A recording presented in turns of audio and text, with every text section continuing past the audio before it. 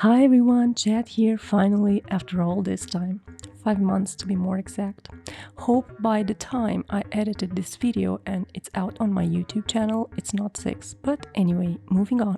I know, it's a lot of time, but as I told you on my other social media accounts, a lot has happened since then. I lost my blog again and I had to work for 2 months non-stop to be able to recover it. Then I was hyper-focused on work because important things were happening that left me with no energy and time for my personal projects. And then I got sick, and the cherry on top, after that, I was left without a job and a lot of recoveries had to be worked on that side too. But I won't bore you with all the personal details of my life, so I'll stop here. The subject at hand for this video is another one, like I've asked you guys to vote 3 months back? Sorry once again for being this late. Anyway, the winner of your votes from back then is, like the title of the video says, why NaruSaku didn't happen and Sakura Haruno's heroine role was stolen. So let's dive a bit into that. I'll start by saying that yes, we all know the official statements, nothing new under the sun there. But what about the unofficial ones? The things said behind closed doors? As life taught us many times, there's always a hidden message behind the message. Kishimoto's own story had this as a big thematic within Naruto, which was one of the most valued shinobi lessons, to look underneath the underneath in order to find out the truth behind the illusion. So what I've done in this video is try to do just that. In this video I'm going to try and analyze bits and pieces from the fandom and franchise's history and offer you my perspective of what I personally believe truly happened behind the scenes of one of the most successful international stories in the anime manga industry to this day, Naruto. Some will probably say that I'm delusional and wonder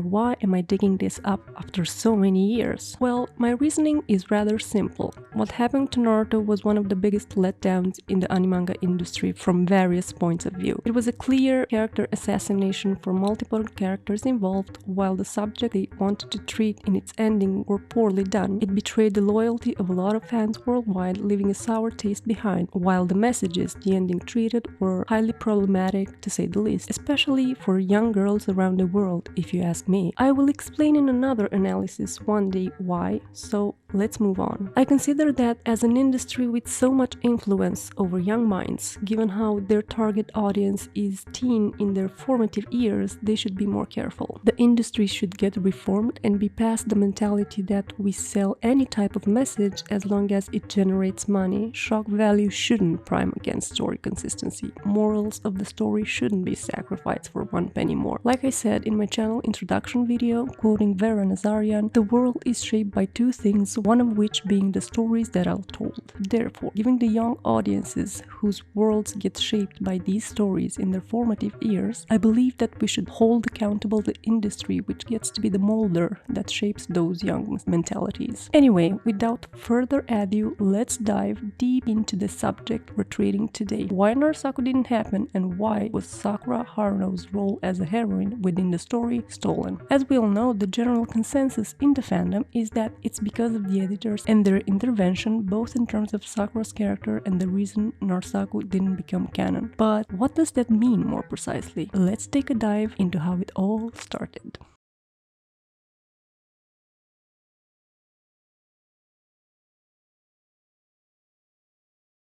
Like I said earlier, the general consensus within the fandom is that NaruSaku didn't happen and Sakura's role as a heroine was stolen from her because of the editor's intervention. Now, when has this started? Well, from what we all know, there was this information that circled around Twitter back when Naruto ended that said the editors ran a campaign against Sakura by showing Kishimoto how she's hated, how Hinata fans were sending hate letters, and all that. The source of the information was a Naruto fan's account called Meganizaru on Tumblr. But let's take a look at what was said back then. But mind you, some of the text was written in offensive language, so I'll personally read it in a less offensive one.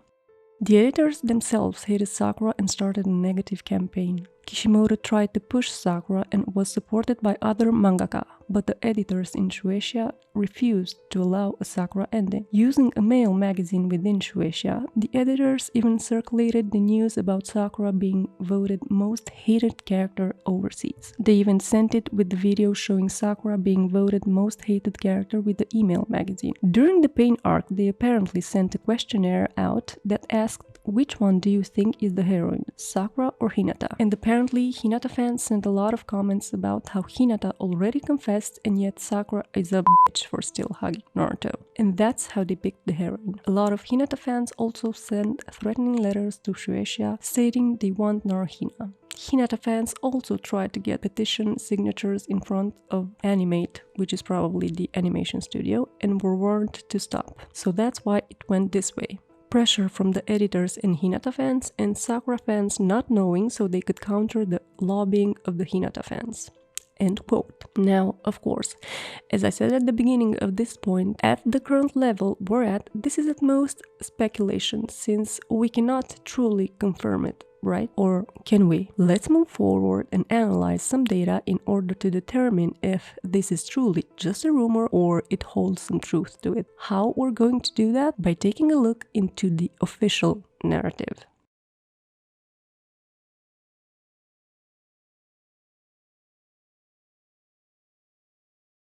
In order to establish if the premise we started from is just speculation or not, let's start analyzing it in correlation to the official narrative, because after all, we shouldn't trust alternative sources and just the official ones, right? Okay then, let's see how the official sources stand in parallel with the rumors or speculation, however anyone wants to call it. We'll take each part of the initial speculation and in parallel, we'll look to see if anything from the official sources matches those rumors or not, because that's the only way we can truly see if there's any seed of truth into this or not. I'll start with the first part. The editors themselves hated Sakura and started a negative campaign. Kishimoto tried to push Sakura and was supported by other mangaka, but the editors in Shueisha refused to allow a Sakura ending.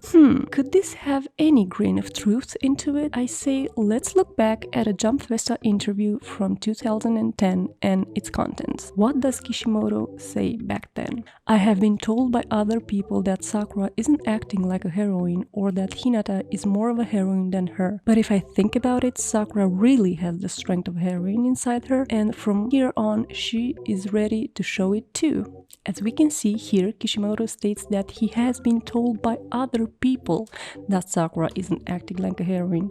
So, who could those people be? The initial editors we read about? Fans of a certain subset of the Naruto fandom? Keep that question in mind as we move to the next phase and try to solve the mystery.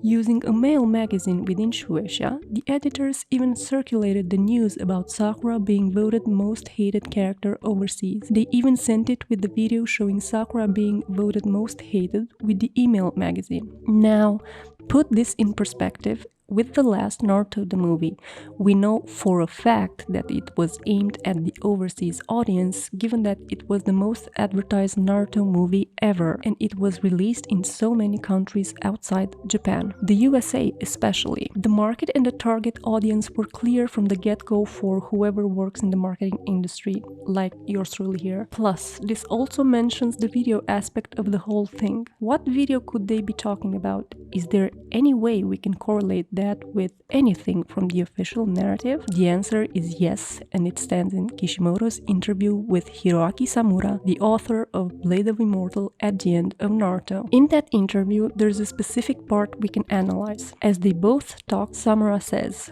"Going with ninjas turned out to be a brilliant move though. The ninjas in Naruto even managed to really hook the ninja lovers outside of Japan." To which Kishimoto responds, "Exactly, I was surprised by just how much people outside of Japan liked ninjas. Although even overseas there's, well, I've seen reviews of Naruto by people abroad and one of them was this guy who really hates it. So I was watching this video on YouTube or something of him sitting there talking and the wall behind him is just covered in Blade of Immortal posters. Laugh. Wish I could brag to that guy that I'm talking one-on-one with his beloved Samura now. Laugh." End quote. What information can we observe it's given to us here?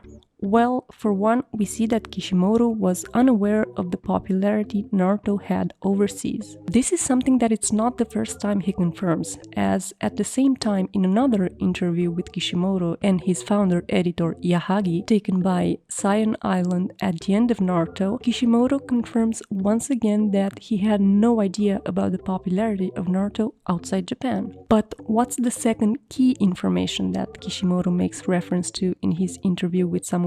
That he's seen YouTube video reviews of his work. Therefore, what can we conclude from here?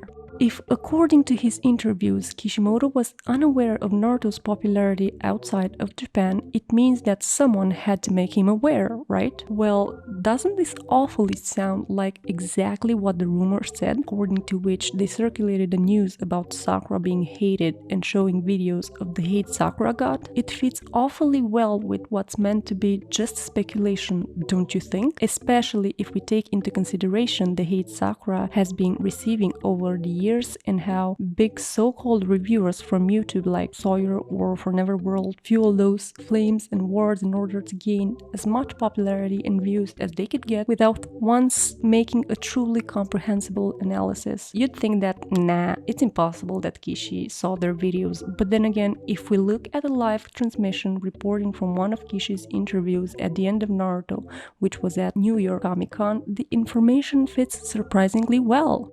Oftentimes, what I saw from these so-called reviewers were more like personal impressions and opinions, but not an objective analysis that could help one understand a character and dive deeper into their themes and how they might connect to the overall plot of the story. But that's another thing for another day. P.S. Interesting choice of characters and portrayals from Samura at the end of their interview, don't you think? Anyway, let's move forward to the next part of our analysis. During the Pain arc, they apparently sent a questionnaire out and asked which one do you think is the heroine, Sakura or Hinata? And apparently Hinata fans sent lots of comments about how Hinata already confessed and yet Sakura is a bitch for still hugging Naruto. And that's how they picked the heroine. A lot of Hinata fans also sent threatening letters to Shueisha stating they want Naruhina. Hinata fans also tried to get petition signature from the animation studio and were warned to stop. So that's why it went this way. Pressure from the editors and Hinata fans, and Sakura fans not knowing, so they couldn't counter the lobbying of the Hinata fans. End quote. You'd say that, this can't be true, right? It's just speculation, right? Well then, let's recall Kishimoto's interview with Kobayashi at the end of Naruto on Sakura's popularity and character. Kobayashi then asks about Sakura. Kishimoto says he tried to write her more realistically than any other character and tried to show a girl's real self feelings through inner Sakura. He thought she would appeal to female fans, but was surprised when she actually became hated. Kobayashi asks if there was a lot of Sakura hate, and Kishimoto says there was, and even young girls told him they hate her. Kishimoto said that he continued on regretting Sakura's character. Kobayashi apologizes for bringing up the painful memories as Kishimoto apologizes for tailing off. Kobayashi said that his team were discussing in a meeting why Sakura's family was never written. He says that they eventually appeared in a movie but not in the manga. Even when all the parents are shown along with their children during the war and even random relatives are shown, Sakura's parents aren't seen. He says that they came across like a civilian family and kind of made Sakura seem on the sidelines. He asks Kishimoto why this is, and Kishimoto replies that honestly speaking, Sakura was that unpopular that even if he expanded on her note, he tails off in what he's saying. Kobayashi reiterates Kishimoto's statement, and Kishimoto tells him that he's right, to which Kobayashi laughs. Kobayashi asks if it was too late to drop her, and Kishimoto says that he just had to persevere with her and thought about how to raise her popularity. In the fourth volume, a cover page shows her with Katsuyu, so this was the direction he tried to work in. In later volumes, he tries to draw her more beautifully. On the cover page of volume 66, he drew Sasuke and Naruto quickly, but with Sakura, he took a long time to draw her beautifully and was using source material as guides. But he says that in the end, no one really took notice. It had no effect, and Hinata's popularity just kept going up on its own.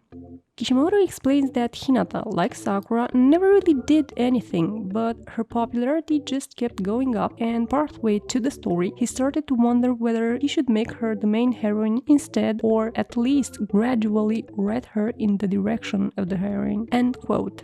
As we can see again, Kishimoto confirms the fact that he has received hate letters from the fans, and in this interview he downright confirms the fact that the reason he did so was because Sakura was hated and he was pushed into making Hinata the new heroine of Naruto. We can see the clear changes of stance from his 2010 Jump Festa interview when he says that Hinata is not the heroine, and the one in 2014 at the end of Naruto. Who knows what he had to go through behind closed doors. Now that we've talked about all of this, pair it and other things we can extract from that interview with our day-to-day interactions with the majority of Naruto Hinata fans, even nowadays, whenever we come in contact with them. I say the majority, not all, because I know not all of them are like that. I have personally met some amazing ones throughout the years, but taking into consideration the majority, let's think a bit about something. How does their MO work? Well, let's remember it. They track you down, hunt you, and bring their other like-minded sisters and brothers in arm to do the same to you, making sure you hear their opinion, forcing it on you, and making a lot of noise about it and everything else. Now, put all these details we discussed in a perspective, as I said. Does that initial statement seems fabricated to you, just mere speculation, or does it seem quite close to the truth? If you ask me, it's pretty incredible how, if you put these two events face to face and do a comparative analysis, they seem to mirror each other extremely well.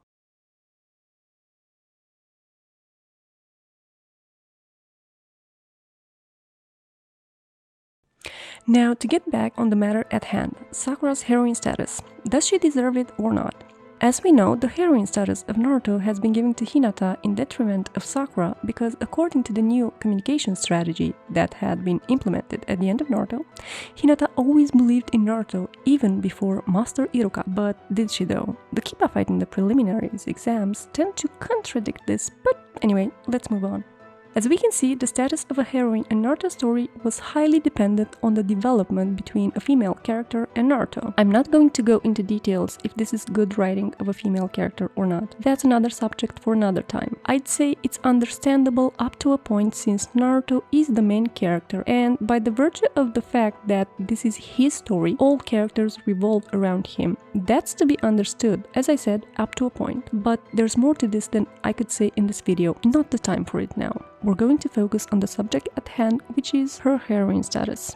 As I said, as we can extract from the interview with Kishimoto, Sakura's status as a heroine was dependent upon her development with Naruto. To be more precise, with the emotional support that Sakura has shown to Naruto, which is part of the ongoing romantic subplot of the series. Now, how come Sakura was deprived of her rights and her role was stolen and given to Hinata? What really happened if, as Kishimoto said, Hinata didn't really do anything to deserve her popularity, especially in the context of appearing less in the entirety of Naruto's story than Tenten? Well, let's analyze this aspect as well.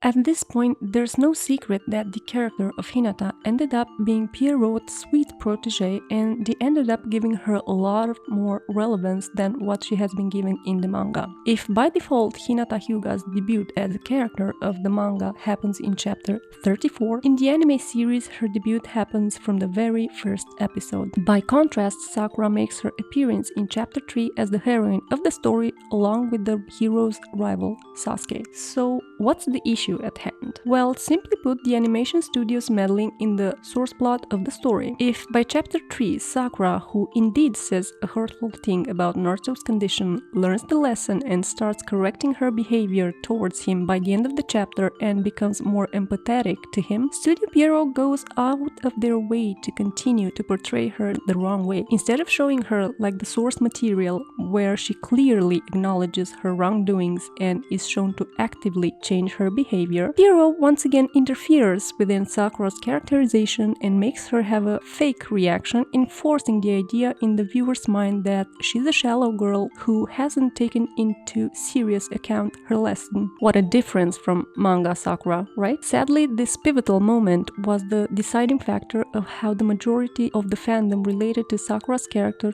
throughout the series. As we all know, first impressions are the ones that last. It functions very much as imprinting does in the world of animals. Zoology fans will understand what I mean. And sadly, that's the reason why many Naruto fans hold onto the grudge for years to come, irrespective of the fact that, as shown throughout Sakura's development as a character, she changes her behavior towards Naruto and becomes an active supporter of him and his dream, believing in him when not even Hinata did. Because of Pierrot's meddling in the source material, Sakura ended up being one of the most hated characters in the history of media, dare I say. And as a direct result, Hinata Hyuga's popularity grew despite, in essence, at least in the source material, she didn't do anything truly notable and of good impact. However, Pierrot's meddling with the source material happened here too, as they showed multiple instances where Hinata interacts with Naruto, despite that never happening within canon material. Not only that, but the light she was put under was always a favorable one, as showing her a 12 years old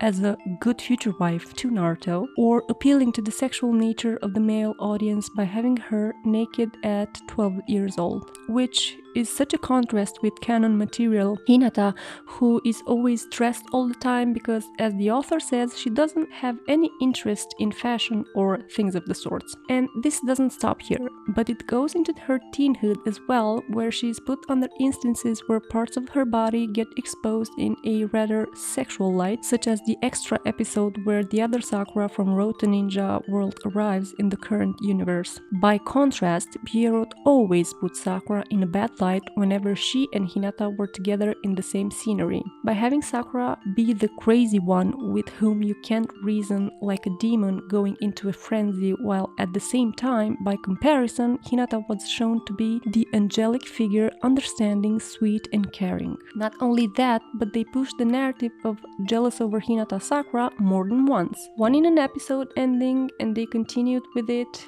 in the last Naruto the movie as well. We all remember the advertisement where a jealous Sakura protests her heroine status was stolen, right?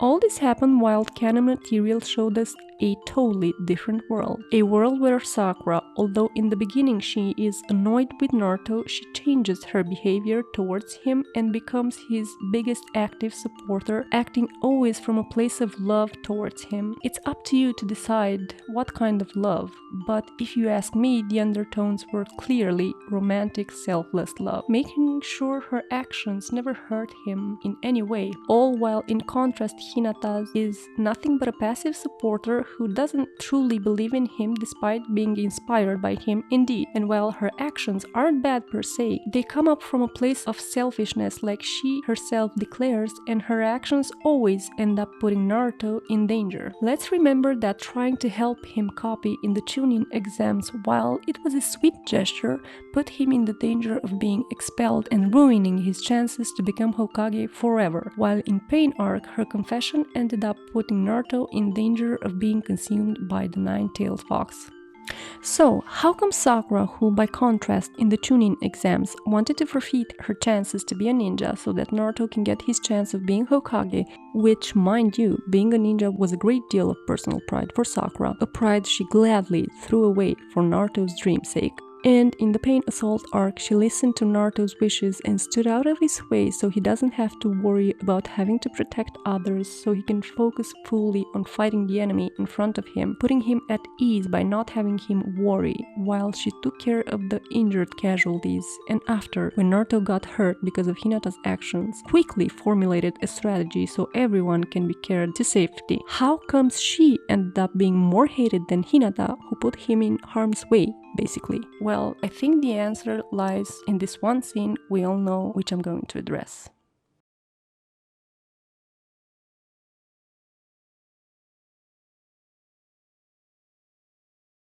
It is well known that, besides Pierrot's meddling, this moment ended up being one of the most controversial ones within the fandom, and the reason many ended up hating Sakura even more, despite Kishimoto saying he wanted to portray, and I quote, an honest girl with a surprisingly stubborn impression. Yes, I'm talking about Sakura's confession as we all know it. In many fans' eyes, for this reason alone, Sakura deserves the worst. How dare she use Naruto's love for her and lie to him like that, right? Which, funny enough, is the exact same thing that Chie Nakamura tells Kishi in an interview at the Jump Festa in 2010, where he said, as I previously mentioned, that he felt he was portraying an honest girl with a surprisingly stubborn impression. Wait a minute, so Sakura didn't lie? If we analyze Kishimoto's words, what could they mean? Well, it's simple. When people in Chie said that Sakura used Naruto's feelings, Kishi said nope, he was portraying an honest girl. Then when everyone around him said she lied to Naruto, he said nope again. She didn't, and she's pretty stubborn about it too. This correlates very well to what happened in the manga, don't you think? But better, why don't we take a look at what happened and what Sakura said, and let's see for ourselves. Did she truly lie to Naruto about her feelings? Or did she lie about something else?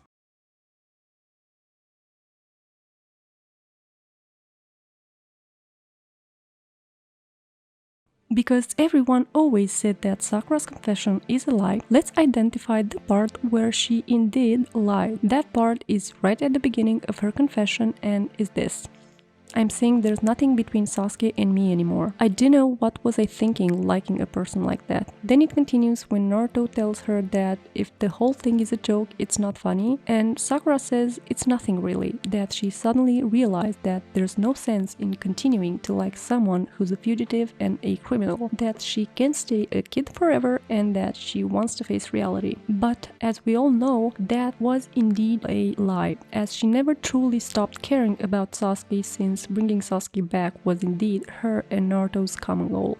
There's more to analyze here indeed, but that's another analysis for another time. What we do know for sure is the reasoning behind her confession and saying those words was because she wanted to alleviate Naruto from the burden that the promise of a lifetime ended up being, as Sai informed her. And while yes, you can argue that the way she went about this was controversial, you cannot ignore that the reasoning behind her actions was from a place of love. Of course, what type of love, that's something that's debatable even to this day, but her intention was from a place of love, that of his well-being, both from an emotional and physical standpoint. She wanted to shield him from the emotional pain of having to find out everybody was out to kill Sasuke, because we all know how that would have made Naruto react. We see it when Gaara arrives. While also from physical pain, given that he was, after all, the host of the Nine-Tails Fox, which meant there was a target on his back. She had just gone through the complete destruction of her homeland some time ago with the pain attack. You could say that love makes you do stupid and dangerous things, right? After all, wasn't the majority so thrilled with the fact that Hinata had put Naruto in danger when Pain attacked because she came from a place of love? Of course, what type of love that is, it's debatable from person to person,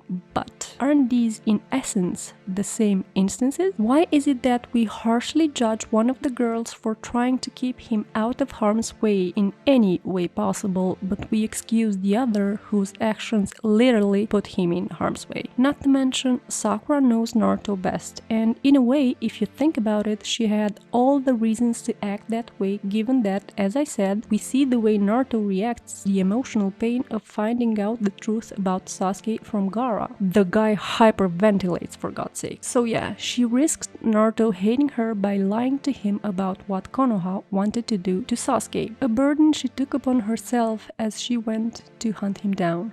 That was the lie in her whole confession, and of course the fact that she didn't love Sasuke anymore, because we always knew as readers that if ever anything was going to happen between NaruSaku, her feelings for Sasuke had to be properly resolved. However, her feelings for Sasuke don't cancel her feelings for Naruto, which means her lying about her feelings for Sasuke doesn't cancel the truth about her feelings for Naruto. These aren't mutually exclusive, they can both occur at the same time, which are part of her thematic as a character, given that she's the flower between light and darkness. Another one of my blog analyses that I hope I can bring to YouTube one day. Therefore, with this in mind, let's move to the next part.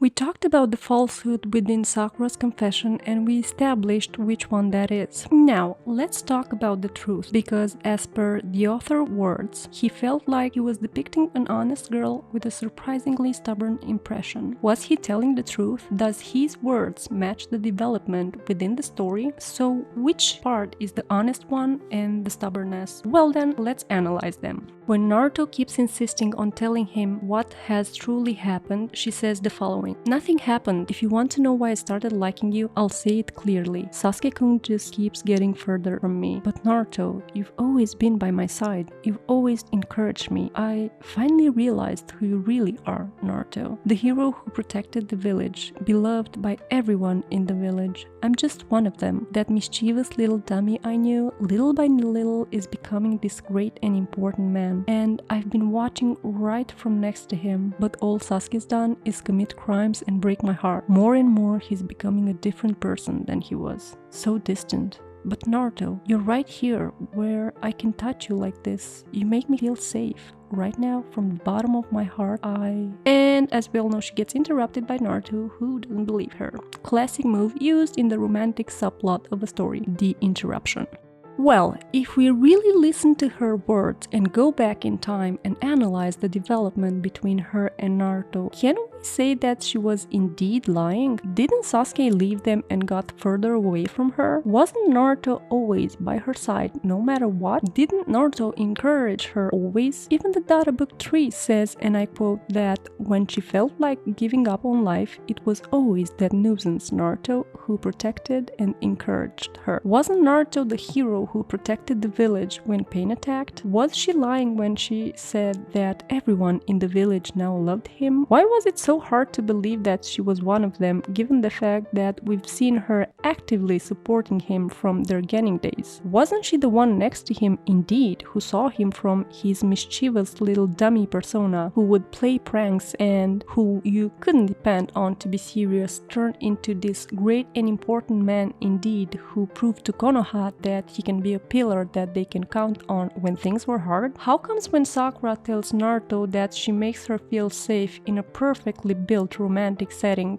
we burn her on the stick and call her a liar, but when Hinata says the same thing about Naruto's hand in the war next to her dead cousin body, we excuse her behavior? You could say, well, she had just been through a trauma and she was in an unsafe space, so having Naruto reassuring her made her feel safe. But then I ask you, wasn't Sakura in the exact same position when Pain annihilated Konoha and destroyed the village, turning it into shreds and pieces? Isn't that the same setting? Is Sakura wrong for feeling that Naruto, who responded to her call at the exact time she called for his name, can keep her safe? Is she lying when she's stating that Naruto makes her feel safe despite the actions of Naruto proving exactly what she's saying? Didn't he save Konoha? Didn't he make everyone feel safe again after fighting Pain and winning against him? How exactly is she lying in this instance, or in other instances that we talked about?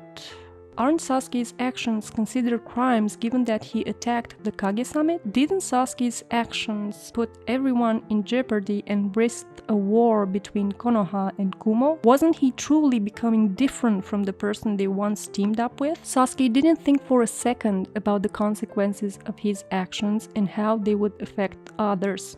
And he didn't even have to, granted, his goals were others, that's why he left Konoha. That is the reality of the facts. But another reality of the facts is that his actions were affecting others too, doing nothing but propagating the cycle of war. That he's a victim of Konoha, I give you that, yes, but that's another subject and analysis on its own. Now, let's look at this from this angle. If we think about his actions outside of his reasoning, which, as I said, is another thing on its own, it's precisely like Sakura says. His crimes break her heart. They make her suffer. Of course, Sasuke is not responsible for Sakura's feelings, but that's the effect that his actions had on her emotional response. Because it's like Shikamaru said, which once again strengthens the idea that Sakura says when addressing him committing crimes. If Sasuke did something, they would go to international war.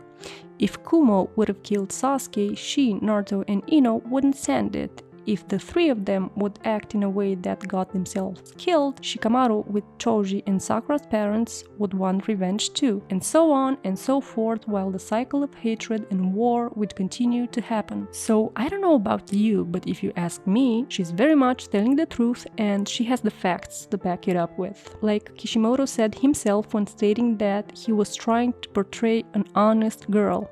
Now, where does the stubbornness impression comes into this whole thing? Let me remind you of this one scene. When Naruto says that she's lying to herself and says that it's weird she'd come all this way to say something like that, Sakura gets mad at him and her immediate response is to get mad at Naruto and stubbornly insisting that she's telling the truth about her feelings, which as proved until now she is. She isn't lying about her feelings for him, and the reason she came was to try and bring him to Konoha with her, because as she says, that's exactly what Naruto did throughout the story. Always chased after Sasuke and put himself in danger. He was the Kyuubi's host and never worried about his safety. She didn't want him to go after Sasuke if it meant he'd be in danger, and the reason she came to confess her feelings was to try and make him come back to the village with her. That was the truth. However, the part that she was lying about, as I said, was Konoha's decision to hunt Sasuke down. Yet she never brings that in because, as we can see, Sakura has a backup plan in mind. If plan A was to bring Naruto safe back home doesn't work, she'll initiate plan B and go hunt Sasuke herself and save everyone the burden, especially Naruto, who she doesn't want to burden anymore. So I say Kishi's words pretty much match his authorial intent here, don't you think? Which brings me to my next point.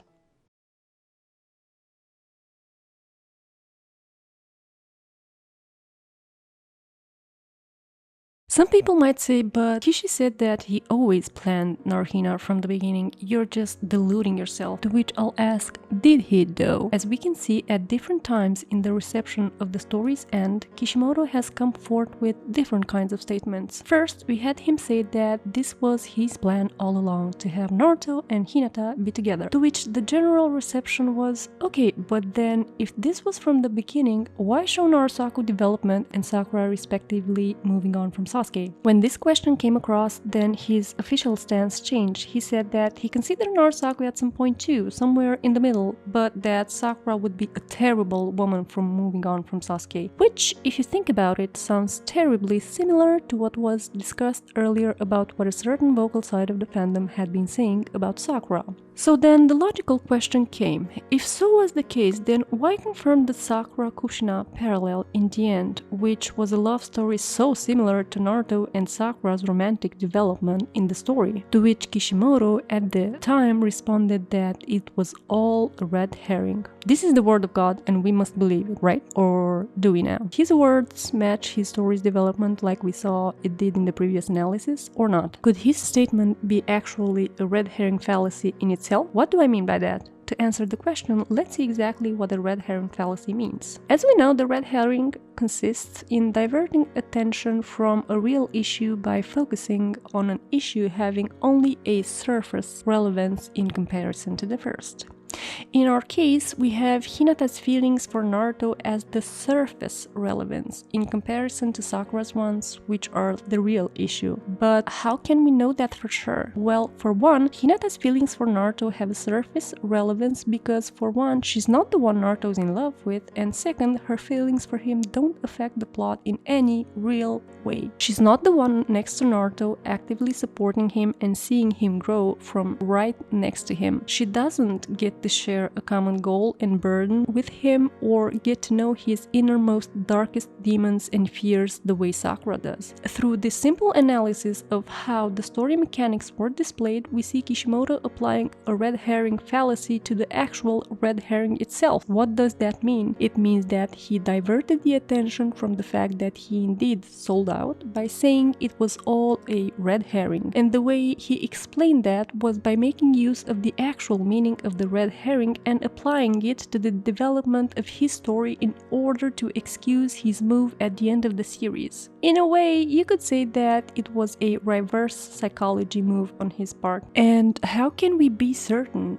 that that's the way he indeed did? By looking at the authorial intent expressed through the story mechanics up until he ended up being pressured to change the story's initial path. Let's take a look and analyze it so we can better understand it.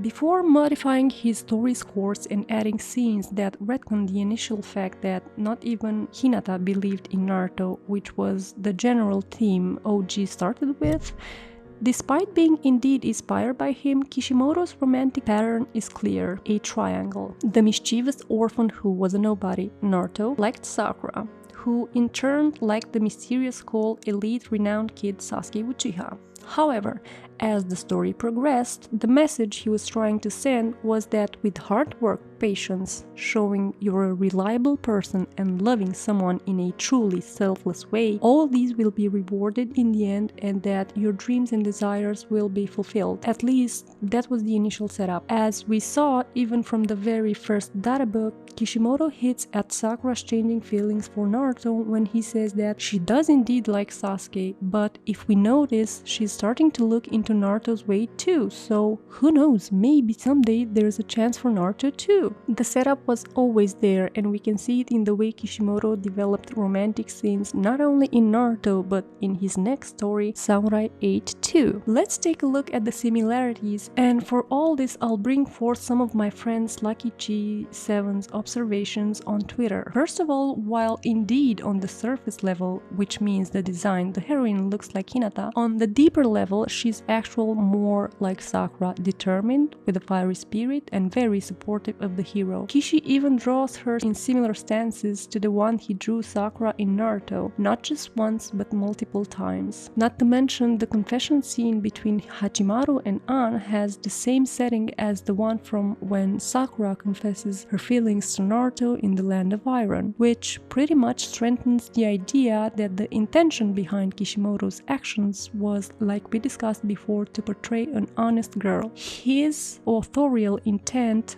matches his actions. That's how we know it's all true. And this isn't the only romantic setting Kishimoto has put Naruto and Sakura in. If we look at the setting done by other mangaka in their stories, it's highly similar to the one Naruto and Sakura found themselves in throughout the story, like Part 1 End or Pain Arc End.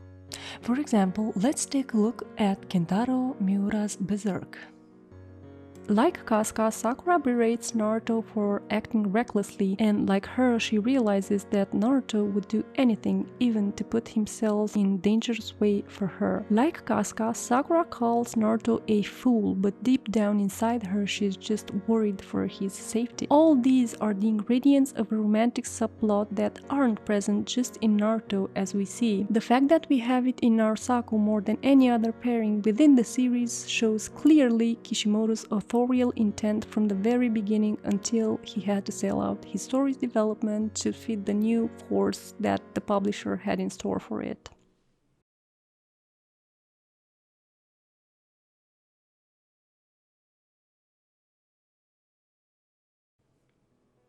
Although by the end of Naruto, the official narrative had Kishimoto say different things at different times to match the reception of the ending, as we can see, it is quite clear why NaruSaku didn't become canon and Sakura's heroine status was totally given to Hinata.